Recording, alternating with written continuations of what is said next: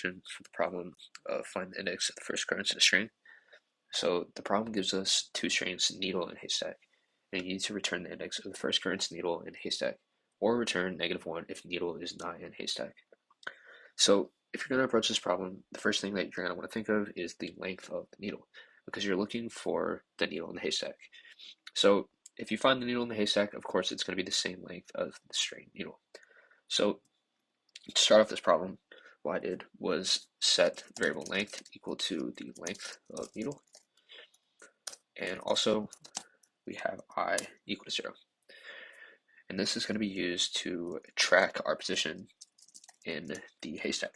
So we're going to do a while loop where we say, well, I is less than the length of the haystack. So in this while loop, we're going to want to iterate through the string and check each position to see if the needle is found in the haystack. So how you're going to do that is you're going to want to check chunks that are size length. You're going to want to check the chunks where you have strings that are the same length as the needle string. So how you're going to do this is you set a variable substring equal to haystack from the ith position to I plus length. So each of these substrings is going to be the same length as needle, and you're going to want to check at each position, right?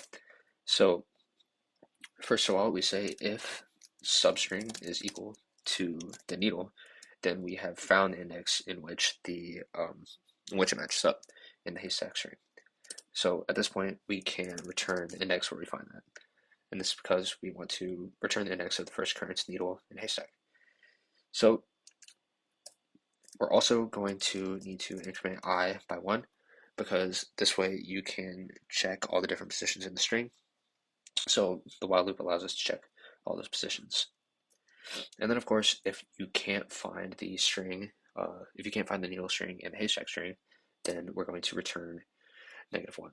So if it never encounters this condition here, the if statement where the substring is equal to needle, then the while loop ends once I exceeds the length of haystack or equals it, and then you're going to return -1.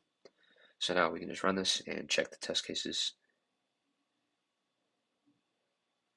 We'll see that both of these pass. And just to kind of walk through it again, here we have that it occurs at index 0 because sad is the first, it starts at the first index in haystack, right?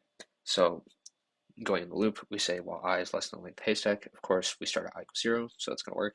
We say substring is equal to 0 to 0 plus length, so that's going to be from S to D here, and we see that the substring is equal to needle, so then we return I, which is 0 in this case. And then in the other case, no matter where you check in the string, it just doesn't match up. So that's when the while loop checks all the spots, doesn't find anything, never runs to the if statement condition, and -1 is returned. So now we can just submit this and see if it passes all the test cases.